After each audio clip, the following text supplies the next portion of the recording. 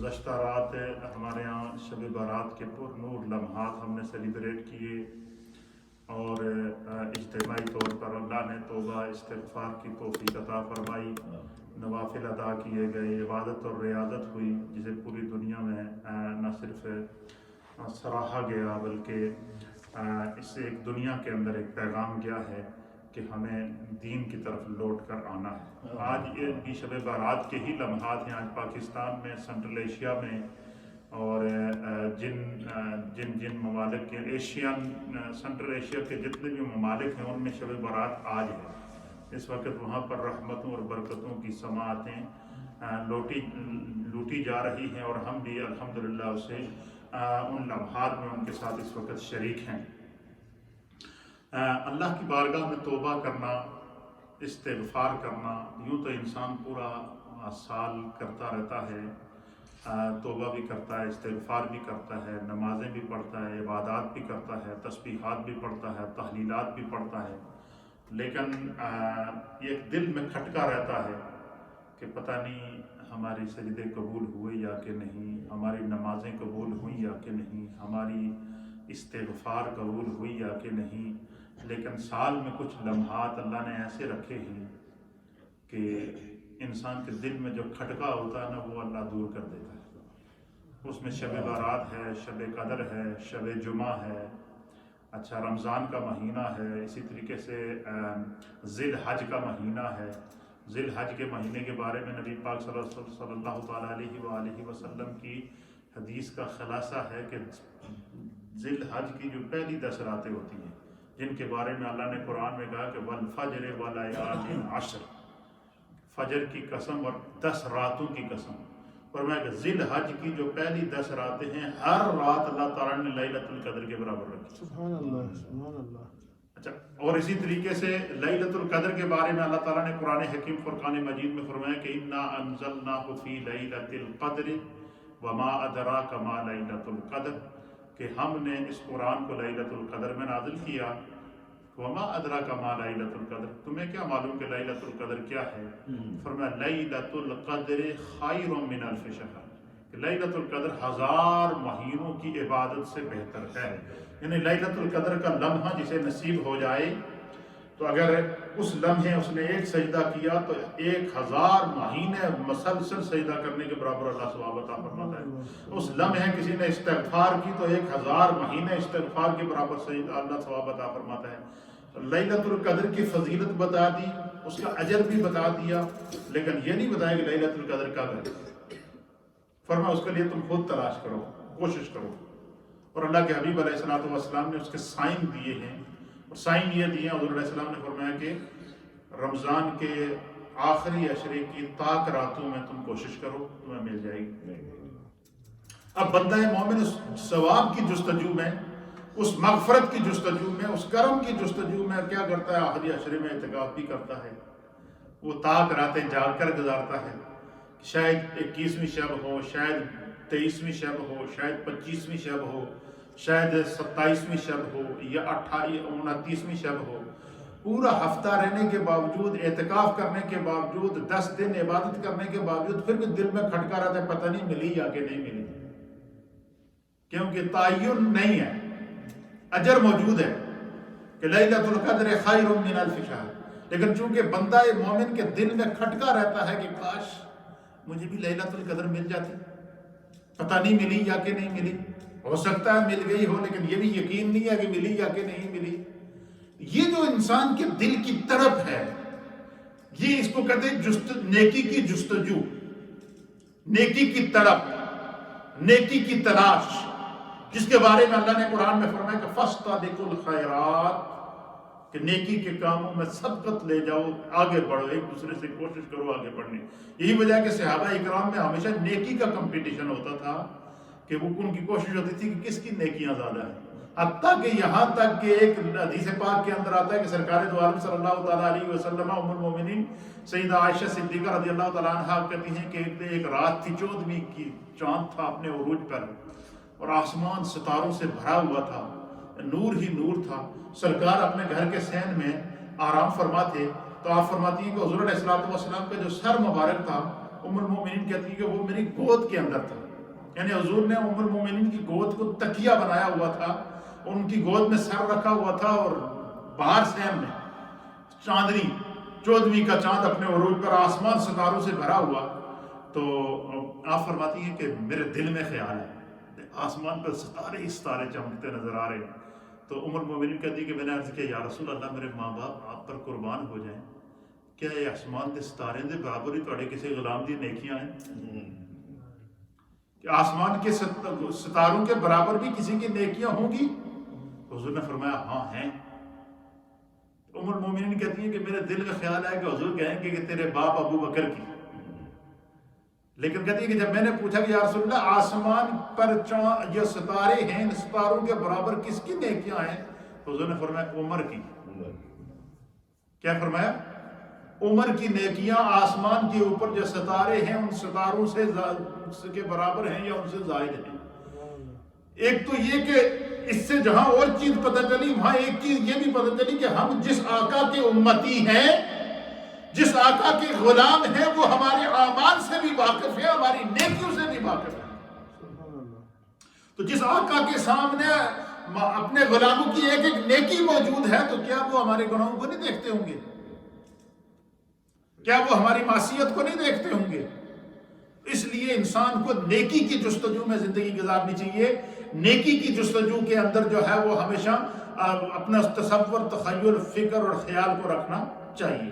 پھر اسی طریقے سے آپ فرماتی ہیں کہ جب حضور نے فرمایا نا کہ عمر کی نیکیاں آسمان کے ستاروں کے برابر ہیں، تو میں نے فوراً عرض کیا یا رسول اللہ تو پھر میرے والد ابو بکر صدیق کی نیکیوں کا کیا ہوگا؟ ان کی نیکیوں کیا عمر کی نیکیوں سے کم ہے؟ حضور نے فرمایا ایسا نہیں ہے. حضور نے فرمایا ایسا بھی نہیں ہے. آپ نے فرمایا جب ایسا بھی نہیں ہے کہ آسمان کے ستاروں کے برابر کسی عمر کے علاوہ کسی اور کی نیکیاں بھی نہیں ہیں، اور آپ فرما رہے ہیں ایسا بھی نہیں ہے، تو اس میں کیا راز ہے یا رسول اللہ؟ تو میرے آقا جناب سید العالمین محمد الرسول اللہ صلی اللہ تعالیٰ علیہ وآلہ وسلم نے فرمایا کہ عائشہ ابو بکر کی ایک غار والی نیکی ہجرت کے دوران جو اپنا مال، جان، عزت، آبرو، کاروبار، گھر بار سب کچھ چھوڑ کر میری محبت میں میرے ساتھ آ گیا تھا، اور اس نے غار کے اندر جو ہے 3 دن اور 3 رات میرے ساتھ گزارے تھے. فرمایا ابو بکر کی ایک غار والی نیکی اور عمر کی ساری زندگی کی نیکیاں ایک طرف. فرمایا عمر کی ساری زندگی کی نیکیاں ایک طرف اور ابو بکر کی ایک غار والی نیکی ایک طرف. تو پتہ چلا کہ خلوص دل سے کی ہوئی جو نیکی ہوتی ہے وہ اگر ایک ہی ہو، اور وہ بھی انسان اگر خلوص دل سے وہ اس نیکی پر زندگی گزار لے تو شاید وہ بھی بخشش کا سما بن سکتی ہے، وہ بھی بخشش کا ذریعہ بن سکتی ہے. تو یہ اس مہینے کے اندر میں جو آپ کو اس طرف ترغیب دلوا رہا تھا وہ یہ کہ سارا سال ہم کہتے ہیں ہم نیکیاں کرتے ہیں، نمازیں پڑھتے ہیں، کھٹکا رہتا ہے، لیلۃ القدر کی فضیلت ہی ہے، اعتکاف بھی کر لیا پھر بھی سکون نہیں، اور اس کے علاوہ پورے عشرے کی راتوں کو جاگ لیے پھر بھی سکون نہیں. لیکن چونکہ دل کے اندر تڑپ ہے، اخلاص ہے، اور تڑپ کس لیے ہے کہ میری نیکی پتہ نہیں قبول ہوئی یا کہ نہیں ہے، تو اللہ تعالیٰ نے ہر چیز کا ایک الٹرنیٹ پیدا کیا ہے. الٹرنیٹ کا مطلب یہ ہے کہ اللہ تعالیٰ نے اختیار دیا ہے کہ یہ بھی کر سکتے ہو، یہ بھی کر سکتے ہو، یہ بھی کر سکتے ہو. اب لیلۃ القدر کے لیے پورا عشرہ بندہ کیا کرتا ہے؟ کوشش کرتا ہے.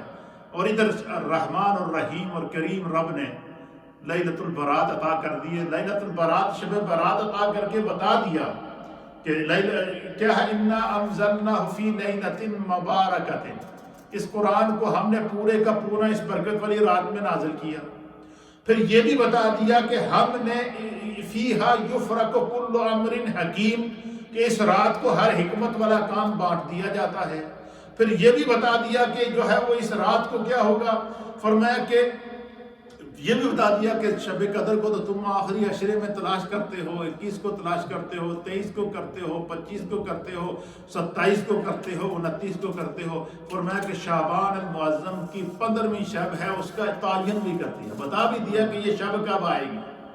اب ہمیں پتہ بھی ہے کہ یہ شب 15ویں شب ہے.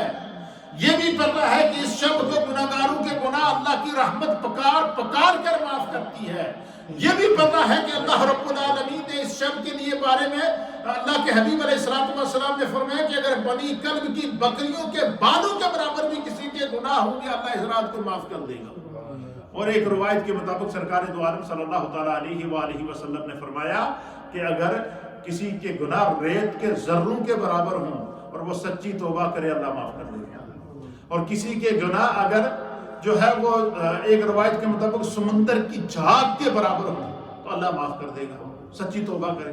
پھر یہ بھی بتا دیا کہ اگر کسی کے گناہ جو ہے وہ بارش کے قطروں کے برابر ہوں، سچی توبہ کرے گا اللہ تعالیٰ ان راتوں میں ان کو معاف کر دے گا۔ تو یہ اللہ رب العالمین کی جانب سے ایک انعام ہے، اکرام ہے، کرم ہے۔ اچھا، چونکہ توبہ اور استغفار کے لیے ہر شخص کی ضرورت ہے اور کوشش ہوتی ہے، تو اس کے لیے چند شرائط ہیں۔ ہم نے آج کل کے دور کے اندر تو یہ جو جتنا ہمارا یہ سوشل میڈیا نیٹ ورک ہے، اس نے تو لوگوں کو ویسے ہی بے عمل بنا دیا زیادہ تر، اور لوگ جو ہے وہ دین کی طرف رجوع کو چھوڑ کر، تعلیم کو چھوڑ کر، تعلیم قرآن کو چھوڑ کر ہر وقت اسی کے اندر کھوئے رہتے ہیں۔ اب توبہ کے لیے بھی کچھ شرائط ہیں۔ اگر ہم چاہیں کہ ہمارے پہاڑ کے برابر گناہ معاف ہو جائیں تو اس کے لیے کچھ شرائط ہیں۔ اگر ہم چاہیں کہ اگر ریت کے ذروں کے برابر ہمارے گناہ ہیں وہ اللہ معاف کر دے تو اس کے لیے شرائط ہیں۔ اگر ہم چاہیں کہ ہمارے گناہ بارش کے قطروں کے برابر ہیں اللہ معاف کر دے تو اس کے لیے کچھ شرائط ہیں۔ اور وہ شرائط کیا ہیں؟ سب سے پہلی شرط یہ ہے کہ بندہ مومن کو اپنی معصیتوں اور اپنے ہر گناہ کا، ہر انسان کو پتہ ہے کہ وہ کتنا گناہ گار ہے۔ کوئی انسان ایسا نہیں ہے کہ جس کو یہ پتہ نہ ہو کہ اس نے کیا کیا گناہ کیے ہوئے ہیں۔ اپنے گناہوں سے ہر انسان واقف ہے۔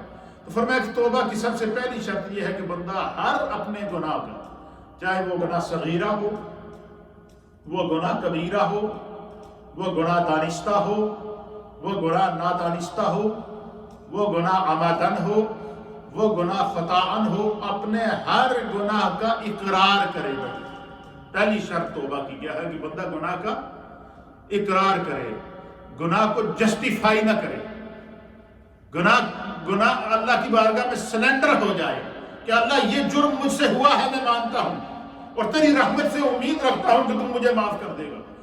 اور فرمایا کہ توبہ کی دوسری شرط یہ کہ بندہ اس گناہ کے اوپر شرمندہ ہو۔ پہلی شرط کیا ہے؟ تو گناہ سے کا اقرار کرنا۔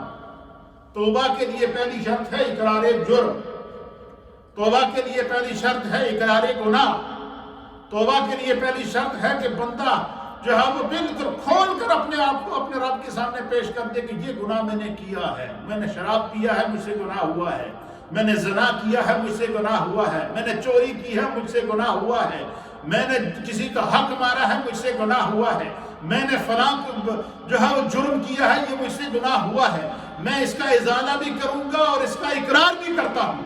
فرمایا کہ بندہ سب سے پہلے اپنے گناہ کا کیا کرے؟ اقرار کر دے۔ تو جب اقرار جرم ہو جائے تو اللہ رحمان ہے، رحیم ہے، اور جب سچی توبہ بندہ کر لیتا ہے تو حدیث پاک کے اندر آتا ہے، نبی پاک صلی اللہ تعالیٰ علیہ وسلم فرماتے ہیں کہ جب بندہ توبۃ نصوحہ فرما لیتا ہے، بندہ جب توبۃ نصوحہ کرتا ہے، سچی توبہ کر لیتا ہے، پھر کیا ہوتا ہے؟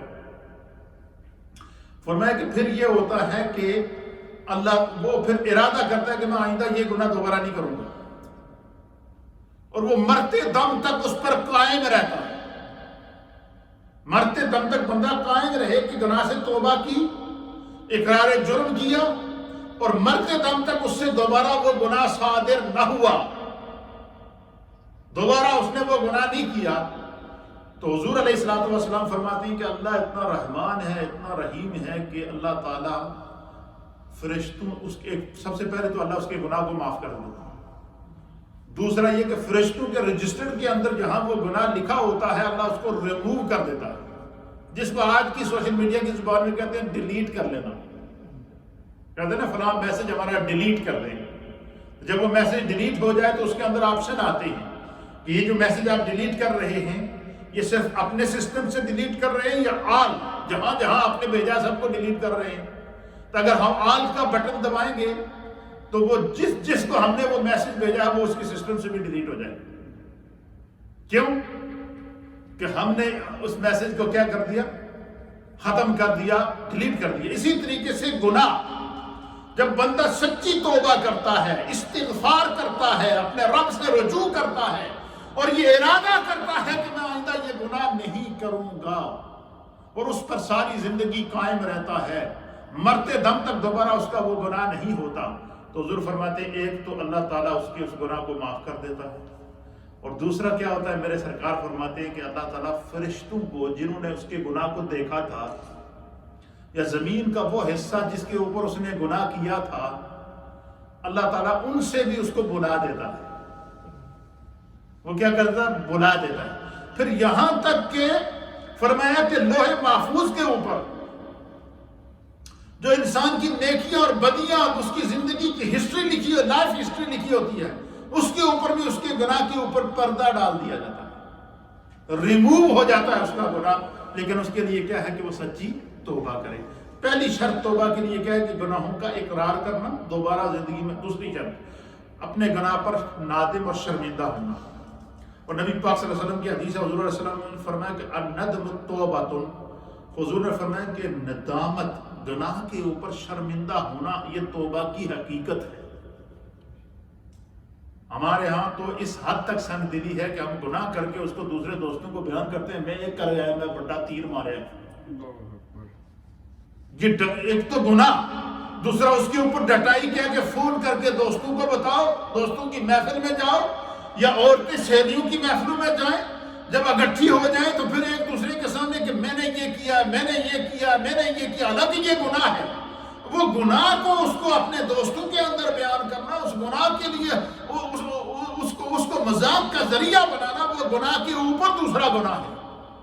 وہ گناہ کے اوپر وہ گناہ ہے کہ جس طرح کہ کوئی بندہ کسی جگہ کیل لگا کے اس کے اوپر سیل لگا دیتا ہے کہ وہ کیل کا نشان نظر نہ آئے، اسی طرح گناہ کر کے بندہ اس کے اوپر اس کو گناہ کو بیان کر کے اس طرح کر دیتا ہے کہ بندہ معافی مانگے پھر بھی معافی نہ ملے۔ اس لیے فرمایا کہ گناہ کی سے توبہ کرنا، اس کی پہلی شرط کیا ہے؟ اقرار گناہ۔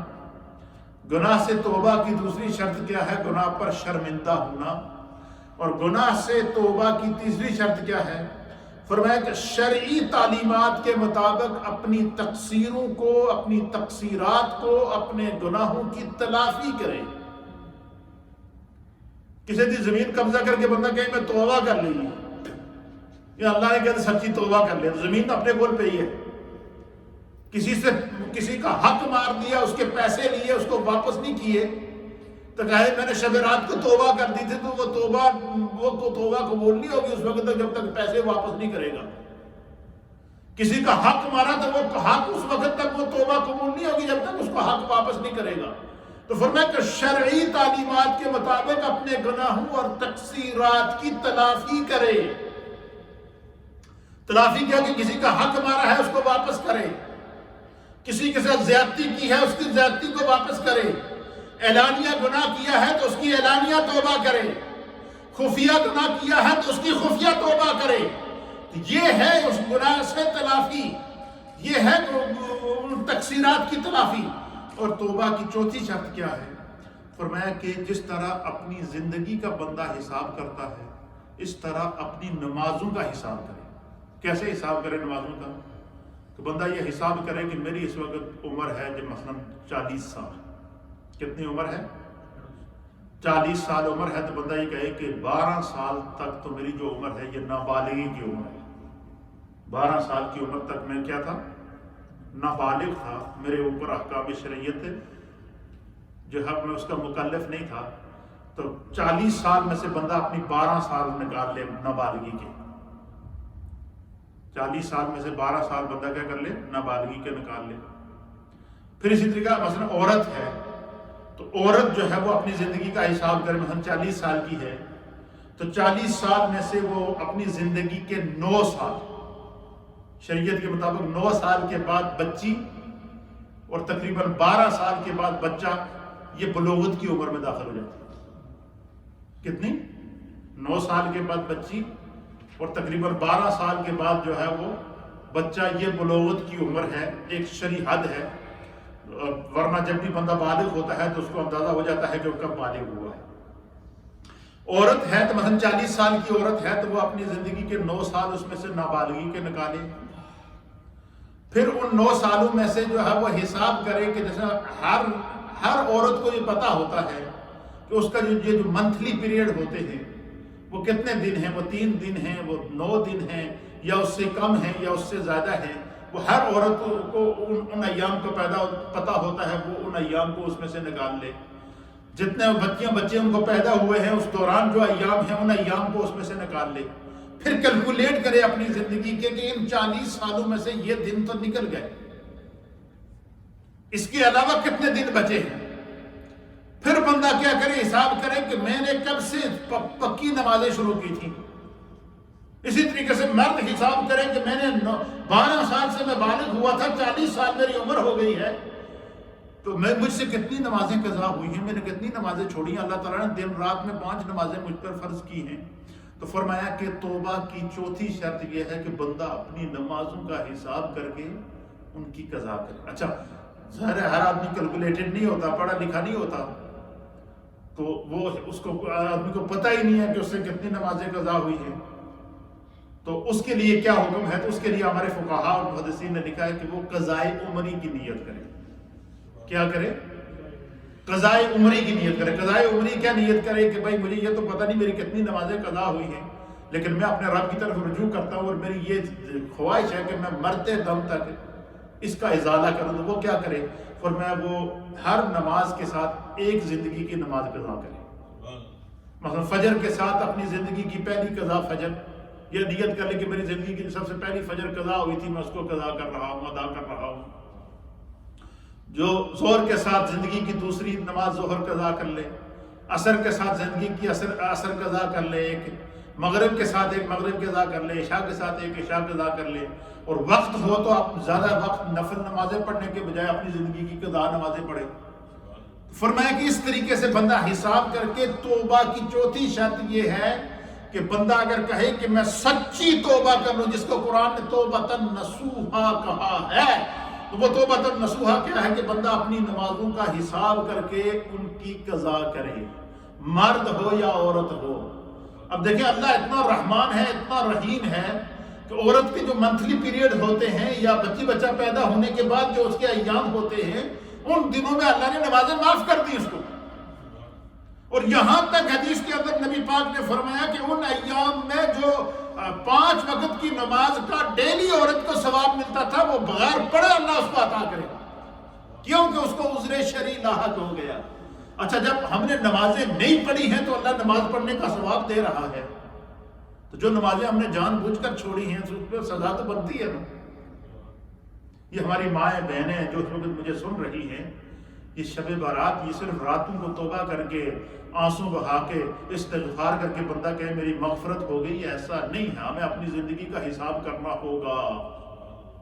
یہ توبہ کی شرائط ہیں جن کو سمجھنا ضروری ہے۔ تو چوتھی شرط، پہلی شرط کیا تھی کہ اپنے گناہ کا اقرار کرے، یہ یاد رکھیں۔ دوسری شرط کیا تھی کہ اپنے جو گناہ پر شرمندہ ہو، اور تیسری شرط کیا تھی کہ جو شرعی تعلیمات کے مطابق اپنے گناہوں کا کفارہ ادا کرے، تقصیرات کرے، اپنے گناہوں کی تلافی کرے۔ وہ شرعی تعلیمات کیا ہے؟ کسی کا حق مارا ہے تو واپس کرے، کسی کی زمین قبضے میں کی ہے تو واپس کرے، کسی کے پیسے دبائے ہیں تو واپس کرے، کسی سے قرضہ لیا ہے تو واپس کرے، کسی کے ساتھ لین دین ہے تو اس کو ادا کرے، کسی کی امانت اپنے پاس رکھی ہے تو اس کو ادا کرے۔ جو دنیاوی معاملات جس کے اوپر انسان دوسرے پر بھروسہ کرتا ہے، اس کے بھروسے کو نہ توڑے، اسی طریقے سے جس طرح وہ اس پر بھروسہ کرتا ہے اس کے سامنے وہ پیش ہو۔ یہ شرعی تلافی ہے۔ اور چوتھی شرط توبہ کی کیا ہے کہ اپنی نمازوں کی بندہ کیا کرے؟ جو اس کے ذمہ ہے وہ قضا کرے۔ اور فرمایا کہ توبہ کی 5ویں شرط، توبہ کی 5ویں شرط یہ ہے کہ اب جتنی انسان کو، جب سے انسان کو اللہ تعالیٰ نے مال و دولت عطا فرمایا ہے، وہ حساب کرے کہ اتنے عرصے سے میرا کاروبار ہے، اتنے عرصے سے میرا بینک بیلنس ہے، اتنا عرصہ میری زندگی گزر گئی ہے، میں نے اتنے عرصے سال کی زکوٰۃ ادا نہیں کی ہے۔ فرمایا کہ وہ اپنے پوری زندگی کے سالوں کا، جن سالوں کا اسے پتہ ہے، ہر انسان کو پتہ ہوتا ہے میں کب امیر ہوا ہوں۔ اس چیز کا، پیسے کا کون حساب نہیں رکھتا؟ مجھے بتائیں، دولت کا کون حساب نہیں رکھتا؟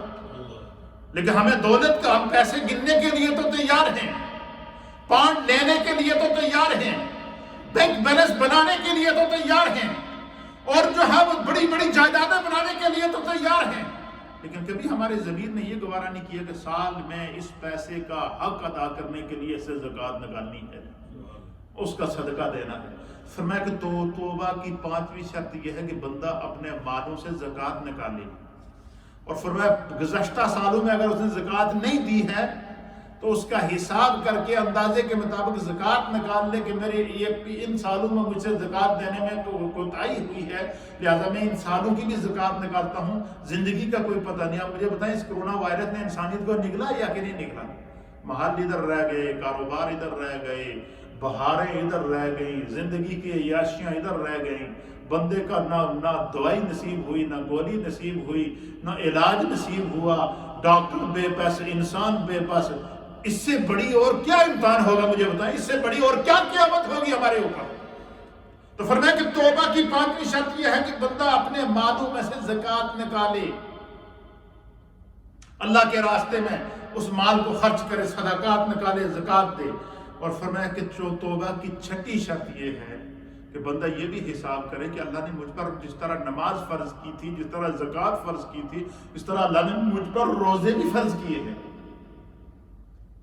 تو بندہ حساب کرے کہ میں نے اپنی زندگی میں کہاں کہاں کس وجہ سے، یا کسی بیماری کی وجہ سے مجھ سے فلاں روزے چھوٹے تھے۔ اور یہ بات یاد رکھیے گا ہماری مائیں بہنیں جو اس وقت مجھے سن رہی ہیں سوشل میڈیا کے ذریعے، روزے کے ذریعے، ریڈیو کے ذریعے اور سوشل میڈیا کے ذریعے جو مائیں بہنیں مجھے سن رہی ہیں اور دیکھ رہی ہیں، یہ اس مسئلے کو بڑی غور سے سنیں کہ یہ اکثر ہماری خواتین اس میں بہت پیچھے رہ جاتی ہیں۔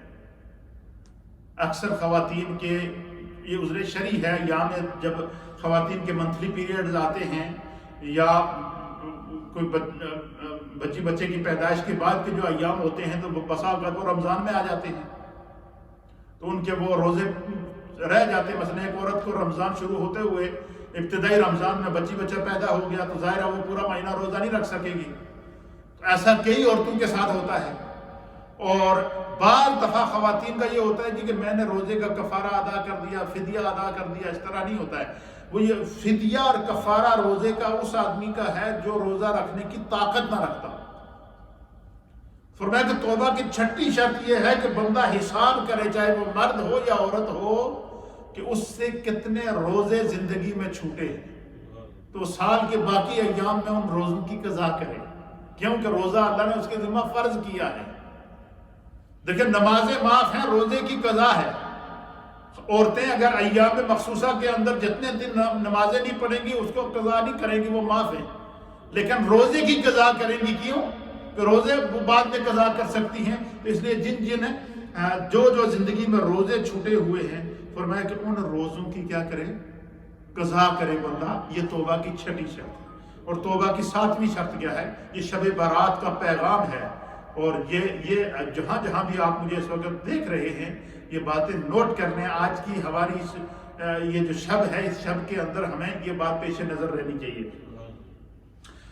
7ویں شرط کیا ہے؟ 7ویں شرط یہ ہے کہ بندوں کی جو حق تلفی کی ہوئی ہے اس کی تلافی یا ازالہ کرے، ان سے معافی مانگے۔ کسی کی شان میں گستاخی کرتے ہوئے جب بندہ ڈٹائی سے کہہ دیتا ہے، اس کو گالم گلوچ بھی کر دیتا ہے، اس کے ساتھ جھگڑا بھی کر دیتا ہے، خاندان بھی جدا کر دیتا ہے، فرمایا کہ جس طرح دلیری کے ساتھ بندہ دوسرے پر حملہ کرتا ہے، یا جس طرح دلیری کے ساتھ بندہ دوسرے کو گالی دیتا ہے، یا دلیری کے ساتھ بندہ دوسرے کو برا بھلا کہتا ہے، اس وقت تو اس سے ڈرتا نہیں ہے۔ فرمایا جب کسی کو گال دیتے ہوئے نہیں ڈرتا تو اس سے معافی مانگتے ہوئے کیوں ڈرتا ہے؟ کسی کا حق مارتے ہوئے جب تمہیں ڈر نہیں تھا تو اس سے معافی مانگتے ہوئے تمہیں کیوں ڈر ہو رہا ہے؟ کسی کے ساتھ ظلم کرتے ہوئے جب تمہارے اوپر اس وقت رعونت فرعونیت چھائی ہوئی تھی، اب اس ظلم کی تلافی کرتے ہوئے تو شرمندہ کیوں ہو رہا ہے؟ تو کھلے دل کے ساتھ اس کے سامنے سلینڈر کر دے، یار مجھ سے زیادتی ہو گئی ہے، میں نے تیرا حق مارا ہے، میں نے تجھ پر ظلم کیا ہے، میں نے تیری زمین قبضے میں کیا ہے، میں نے تجھ سے پیسے لیے تھے، تو نے اس وقت مجھ سے نیکی کی تھی، میں نے اسے واپس نہیں کیا۔ فرمایا کہ جب بندہ جس ڈٹائی کے ساتھ گناہ کرتا ہے، کہ گناہ کرتے ہوئے بندے کو یہ وہ نہیں ہوتا کہ میں یہ اتنا بڑا جرم کر رہا ہوں، تو فرمایا جب گناہ کرتے ہوئے تمہیں دلیری ہوتی ہے تو معافی مانگتے ہوئے دلیری کیوں نہیں پیدا کرتا؟ فرمایا جس طرح تو نے گناہ کیا ہے، جس طرح کسی کا حق تلف کیا ہے، اسی طریقے سے اس کی طرف کیا کرے؟ اللہ سے اس بندے سے معافی مانگ، اسی انداز سے اس کو شرمندہ نہ ہو۔ شرمندہ خدا کے سامنے ہو، بندے کے سامنے یہ اقرار جرم کر دے کہ یہ میری سزا ہے. تو اب مجھے بتائیں کوئی بھی بندہ کسی کے سامنے کہے یار میں نے تیرے ساتھ یہ زیادتی کی ہے، میں معافی بھی مانگتا ہوں اور اس کا اظہار بھی کرتا ہوں، کون کڑا بندہ ہے کہے گا کہ تم واپس ہٹا مارا گا سروس. یہ فرمایا کہ گناہ کی 7ویں شرط کیا ہے کہ کسی کی حق تلفی کی ہوئی ہو تو اس کو واپس کرے. اچھا، اور 8ویں شرط گناہ توبہ کی کیا ہے؟ 8ویں شرط یہ ہے کہ دیگر شعبوں کی میں بھی تلافی کی صورتیں شریعت نے مقرر کی ہیں ان کو اختیار کرے. مثلا کہ ہر چیز کی تلافی کا صورت شریعت نے مقرر کی ہے، تو اس کو مثلا ایک بندہ ہے، اس کو جائیداد اللہ نے دی ہے، دولت دیا ہے، کاروبار دیا ہے، تو ہمارے اکثر یہ ہوتا ہے کہ مثلا والدین جب زمین کو تقسیم کرتے ہیں تو جب بندہ فوت ہو جائے تو اس کے لیے تو ترکہ مقرر کر دیا گیا ہے کہ بھائی بیٹے کو ڈبل حصہ دو، بیٹی کو سنگل حصہ دو، ماں کا حصہ اس میں الگ ہے، وہ باقاعدہ شریعت نے ترکے کے حصے مقرر کر دیے. لیکن اگر بندہ اپنی زندگی میں چاہے کہ مجھے جو اللہ نے مال و دولت دیا ہے، مکانات دیے ہیں، جائیداد دیے ہیں، میں مرنے سے پہلے اپنی اولاد میں تقسیم کروں، اب یہ اصول نہیں ہوگا کہ بیٹے کو ڈبل دے گا اور بیٹی کو سنگل دے گا. نہیں، یہ اصول یہاں نہیں اپلائی نہیں ہوگا. فرمایا اپنی زندگی میں اگر کسی کو تم اپنی اولاد کو کچھ دینا چاہو تو بیٹی اور بیٹے کو برابر دو گے. کیوں؟ یہ انصاف تم کر رہا ہے، یہ خدا کی طرف سے نہیں ہے. یہ تم انصاف کر رہا ہے تو تمہیں یہ اختیار نہیں ہے کہ کسی کو کہے کہ یہ اس کو زیادہ دے دو. اس کو نہیں. فرمایا کہ زندگی میں اگر اپنی جائیداد تقسیم کرو تو اپنے تمام بچوں کو برابر تقسیم کرو، ان کا حق نہ مارو. بیٹی کو دینا چاہو تو اتنا ہی دو جتنا بیٹوں کو دیتے ہو، بلکہ بیٹی کو پہلے دو. تو یہ فرمایا کہ یہ شریعت نے باقاعدہ حقوق مقرر کیے ہیں، ان کو سامنے رکھے. ہمارے یہاں بعض لوگ ہوتے ہیں جذبات میں آ جاتے ہیں، بچے نافرمانیاں کر دیتے ہیں تو وہ کیا کرتے ہیں، جی میں اپنی ساری جائیداد اپنے فلاں بیٹے میں لکھ کے دینا.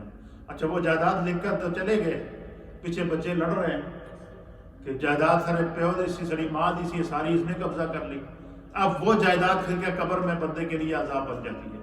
اس لیے فرمایا کہ جب بھی دنیا میں رہو اور کسی کے ساتھ نہیں تو کم از کم بندہ اپنی اولاد کے ساتھ تو انصاف کرے نا. فرمایا یہ چیز جب ہمارے اندر پیدا ہو جائے گی، بندہ جیسے ہی ہاتھ اٹھائے گا، ہاتھ اٹھانے کی دیری ہے دعا قبول، معافی مانگنے کی دیری ہے گناہ ریموو، گناہ معاف. تو یہ اللہ تعالیٰ کی طرف سے. پھر وہ فرماتے ہیں کہ 8ویں شرط توبہ کی کیا ہے. یہ ساری شرائط میرے استاد محترم مفتی اعظم فقیہ ملت حضرت علامہ مفتی منیب الرحمان صاحب دامت برکاتہ العالیہ، جن کی کتاب ہم نے جمعہ کو یہاں سٹار پہ لگائی تھی انگلش کے اندر. یہ چیز میں اس لیے کہہ رہا ہوں کہ یہ کتابیں لے کر نوجوانوں میں تقسیم کریں تاکہ وہ اس کو پڑھیں، ان کو پتہ چلے کہ ہم کس معاشرے میں رہ رہے ہیں، گناہ کیا ہے، گناہ کی حقیقت کیا ہے، اس کی تلافی کیا ہے. یہ چیزیں جب تک ہم سمجھیں گے تو ہمیں زندگی سمجھ میں آ جائے گی.